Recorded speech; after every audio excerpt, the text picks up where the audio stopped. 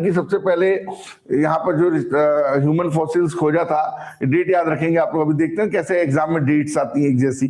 तो 5 दिसंबर 1882 को इस दिन मृदा दिवस भी मनाया जाता है, याद रखेंगे। डॉक्टर अरुण सुनकिया ने जो है इसकी खोज की थी और अमरकंटक के होशंगाबाद के मध्य में यहाँ पर साक्ष्य देखने को मिले थे। इसी को हम लोग नर्मदा मानव के नाम से भी जानते हैं। अंडरलाइन कर लेंगे इसको, बेहद इंपॉर्टेंट बात है, बहुत इंपॉर्टेंट है। और नीचे लिख लो, इसको हथनोरा बहुत फेमस जगह है, मानव खोपड़ी मिली थी। होमो इरेक्टस भी इसको कहा जाता है। होमो इरेक्टस क्या कहा जाता है इसको? होमो इरेक्टस के नाम से भी इसको जाना जाता है। अब हम मध्य पाषाण के एक महत्वपूर्ण स्थल आदमगढ़ को देखेंगे। आदमगढ़ वही जो नर्मदा नदी यहाँ से होकर के जाती है, और आदमगढ़ सैलासरी इसको काट लो, ये ईयर कंफ्यूज करता है। मध्य पाषाण में उपकरण यहाँ भी मिले, आरबी जोशी जी ने इसकी खोज करी। और पहली बार एनिमल हस्बेंड्री, जो कुत्तों को दफनाए जाने के बारे में प्रमाण मिले हैं, और जब व्यक्ति मरता था उसके साथ कुत्ते को भी उसके दफनाया जाता था, साथ ही साथ एनिमल हस्बेंड्री के भी प्रमाण मिले हैं। इसको मोस्ट टाइम पे लगा लो, एनिमल हस्बेंड्री के प्रमाण कहाँ मिले हैं सबसे पहली बात, है ना। कुत्तों को पालने के भी प्रमाण यहाँ पर आदमगढ़ में मिले हैं। अंडरलाइन कर लीजिए, बेहद बेहद इंपॉर्टेंट पॉइंट है, ठीक है, एग्जाम के दृष्टिकोण से। 1920 में आदमगढ़ की खोज की थी मनोरंजन घोष के द्वारा, यहाँ लिख ले। 1920 में मनोरंजन घोष जी के द्वारा जो है इसकी जो है आदमगढ़ की खोज की गई थी। और आरबी जोशी ने बाद में और एमडी खरे ने 1960 में इसको लेके प्रमाण दिए थे। और यहाँ पर युगल समाधान के बारे में बात किया गया था कि पति पत्नी दोनों को साथ में दफना दिया जाता था। और आदमगढ़ को जो में पहली बार 1821 में जो है पहली बार प्रग ऐतिहासिक चित्रकारी देखी गई थी, लिख लो।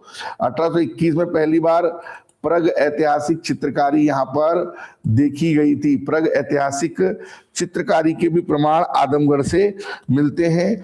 कुत्ते को पालतू बनाना और मृतकों को गाड़ने की प्रथा भी यहाँ से चालू हुई। और मध्य पाषाण के 2 स्थल बड़े फेमस है, एक तो आपका आदमगढ़ जो मैंने आपको लिखा है, और दूसरा जो है वो है बाघ की गुफाएं धार, वो भी अपन देख लेते हैं। बाघ की गुफाएं, है ना, ये भी यहाँ पर मध्य पाषाण के प्रमुख स्थल है।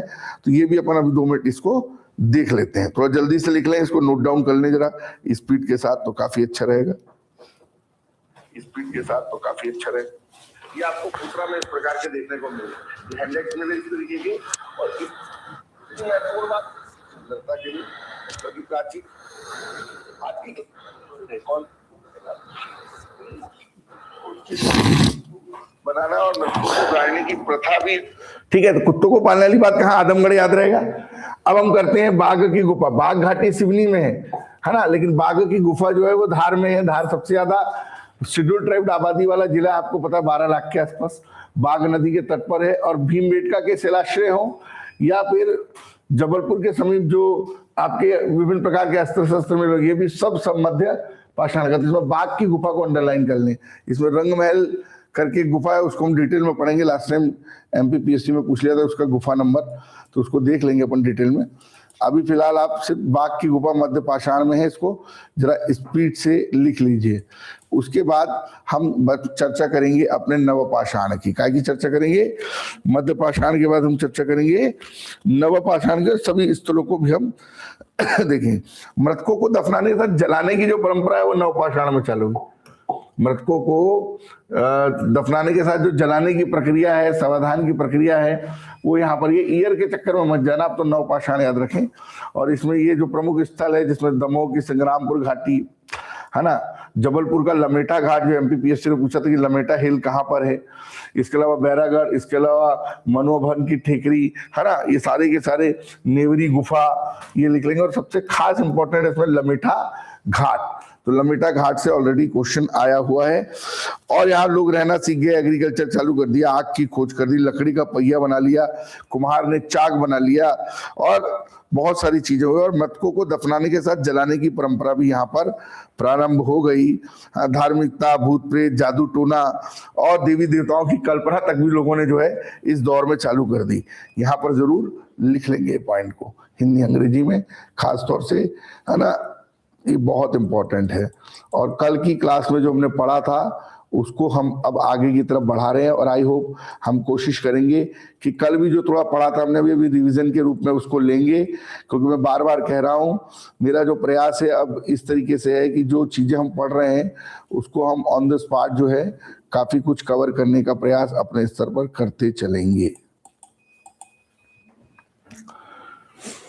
ठीक है क्या? तो ये सारी चीजें हुई। पूरा पाषाण के भी 3 भाग हो गए, निम्न पूरा पाषाण, मध्य पूरा पाषाण और क्या बेटा, उच्च पूरा पाषाण। चलिए अब यहां पर लमेटा घाट वाला क्वेश्चन एमपीपीएससी में आया। इतिहास के कम से कम 8 से 10 क्वेश्चन आते हैं और वो हमारी क्लास से मिलेंगे आपको। अभी हम लोग पूरा का पूरा ये जो एमपी हिस्ट्री है इसको दिसंबर तक की कोशिश करते हैं हो जाए। अभी भी 12-15 दिन, 13-14 दिन हमारे पास है। फिर एमपी ज्योग्राफी हमारा साथ साथ में चलेगा, ज्योग्राफी के जो बच जाएगा उसको कवर करेंगे 15 जनवरी तक। फिर एमपी पॉलिटी हम लोग जनवरी एंड तक कर लेंगे और तब तक फरवरी में जो है बजट आ जाएगा तो हम लोग एमपी इकोनॉमी कर लेंगे और फिर पूरा का पूरा एमपी 360 डिग्री से एक बार रिवाइज करेंगे। मतलब पहला लेक्चर हमारा रोज एमपी का होगा और एमपी से रिलेटेड बातें होंगी। उसके बाद फिर हम लोग जीएस में, मैंने बताया कि जीएस में भी ज्योग्राफी चालू कर रहे हैं, कल पहला लेक्चर हुआ है। फिर अगले महीने हिस्ट्री पढ़ेंगे, उसके नेक्स्ट मंथ में हम लोग जो पॉलिटी पढ़ लेंगे और नेक्स्ट मंथ में तब तक बजट आ जाएगा तो इकोनॉमी पढ़ लेंगे। और फिर हम लोग साइंस एंड टेक्नोलॉजी और कंप्यूटर वाले पोर्शन को एग्जाम आते आते अपडेट करेंगे, यूनिट नंबर 7 और यूनिट नंबर 9 को। कभी कभी संडे को स्पेशल साइंस की क्लासेस कंप्यूटर के लेते रहेंगे। अब यहां पर देखिए सबसे इंपॉर्टेंट ताम्र पाषाण में सबसे इंपॉर्टेंट क्या है, भीमबेटका है, जहां पर 1957 में विष्णु वाकटकर जी ने खोज किया। 700 से ज्यादा शैलाश्रय मिले, उसमें 500 में चित्रांकन शैली देखने को मिली। नावदा टोली प्रमुख स्थल है, खरगोन में नागदा है, कायथा है, कायथा तो बहुत फेमस है ना, आवरा है, मंदसौर के पास बेसनगर है, ये सब ताम्र पाषाण बस्ती है। और कायथा पहली ताम्र पाषाण बस्ती थी, कल बताया था मैंने। बालाघाट का जो डोंगरिया है, यहाँ पे हाल फिलहाल में कुछ समय पहले 424 तांबे के उपकरण मिले थे। तो बालाघाट भी जो है आपको मैं बता दूं ताम्र पाषाण बस्ती का एग्जाम्पल है। तांबे और टीन से निर्मित कुल्हाड़ी जबलपुर में मिली थी। पनार पानी ग्राम है पचमढ़ी में, यहाँ पर जो है मामा भांजा शैलाश्रय, आईएमपी लगाया, अभी कांस्टेबल के एग्जाम में पूछा था मामा भांजा शैलाश्रय कहाँ है।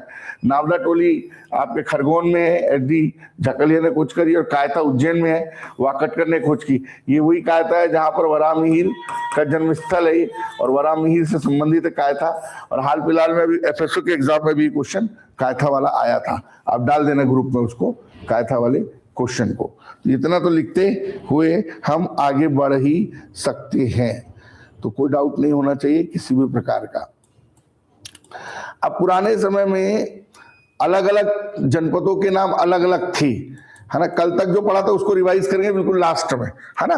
विष्णु वाकटकर जी के बारे में बताया था कि वाकटकर संस्थान उज्जैन में है, 1919 में उनका जन्म हुआ था, शताब्दी ईयर मनाया जा रहा है, बताया था।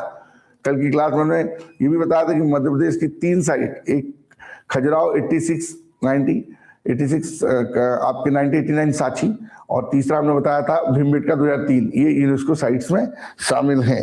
ये तीनों चीजों के बारे में हमने डिटेलिंग आपको कल की क्लास में बताई थी। प्रथा भी यहाँ से और एमपी ने खोज की। ये वही कहता है जहां पर वरामिहिर का जन्म स्थल है और वरामिहिर से संबंधित। चलिए कोई दिक्कत? अब जो सबसे महत्वपूर्ण पॉइंट हम डिस्कस करने जा रहे हैं, ये मध्य प्रदेश के पुराने स्थलों के नाम। जैसे अवंती किसका नाम है, उज्जैन का, लिख लो। वत्स ग्वालियर का, चेदी खजुराहो का, इसको अंडरलाइन कर लो, जल्दी से इसको उतार लो आप। मैं इसका एक डायग्राम बताता हूं आपको जो परीक्षा में पूछा गया है।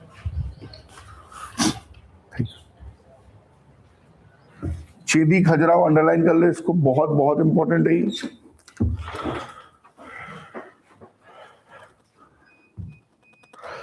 अनूप निमाड़ को बोलते थे, दर्शान विदिशा को बोलते थे, तुंडीकर दमोह को बोलते थे, है ना, इसको लिख लेंगे।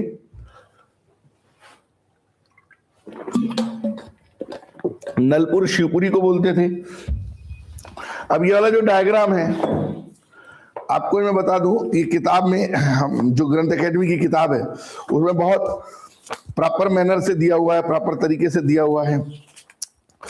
आप अभी देखेंगे हिरण्यगर्भ अभियान पूछा था परीक्षा में, हिरण्यगर्भ अभियान, है ना। तो गुर्जर प्रतिहारों को हराया गया था उस समय कलचुरी नरेश के द्वारा। तो ऐसे अंदर क्वेश्चन, ये देखो ये डायग्राम दिख रहा है आपको, ये डायग्राम दिख रहा है आपको, देखो वत्स दिख रहा है ग्वालियर में, इसके बाद ये चेदी दिख रहा है, खजुराहो वाला भाग, दर्शान विदिशा, अवंती, फिर अनूप दिख रहा है निमाड़ में, आकर, आकर बोलते थे मालवा को, और चेदी। तो ये पूरा पूरा डायग्राम बहुत बढ़िया डायग्राम है, इसके बारे में मैं भी फोटो वगैरह खींच के ग्रुप में डाल भी दूंगा, तो आपको बहुत फायदा मिलेगा इस चीजों का।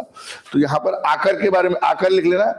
जो आकर है ये मालवा वाले भाग को बोलते हैं। कौन से वाले भाग को? मालवा के भाग को आकर कहते हैं। और अनूप बोलते हैं किसको? निमाड़ को। चले इस डायग्राम को जरा बना लीजिए, ये ग्रंथ अकादमी का डायग्राम है, बहुत इंपॉर्टेंट है। ये देखो चेदी हो गया पूरा पूरा खजुराहो, 1986 में आपको पता है यूनेस्को सूची में शामिल किया गया। ये हो गया दर्शन विदिशा, ये हो गया वत्स ग्वालियर, इसको आईएमपी लगा लेंगे। ये हो गया नलपुर शिवपुरी, ये हो गया अवंती उज्जैनी, ये हो गया अनूप। और ये जो मालवा वाला भाग है इसको आकर बोलते हैं। क्या बोलते हैं इसको? ये पूर्वी मालवा वाला भाग आकर। और ये दमोह को क्या बोलते हैं? तुंडीकर। दमोह को क्या बोलते हैं? तुंडीकर। अंडरलाइन कर लो इसको। ये हिंदी ग्रंथ एकेडमी के अंदर ये डायग्राम बना हुआ है और हमारे लिए बेहद बेहद इंपॉर्टेंट है।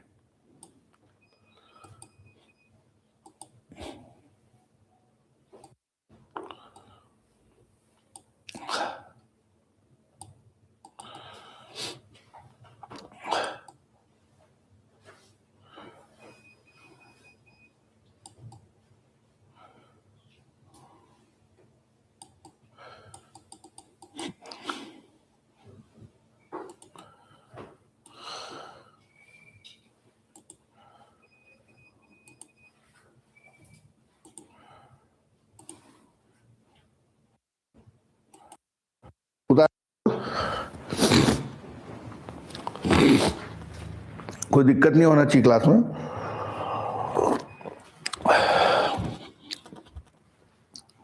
मेन में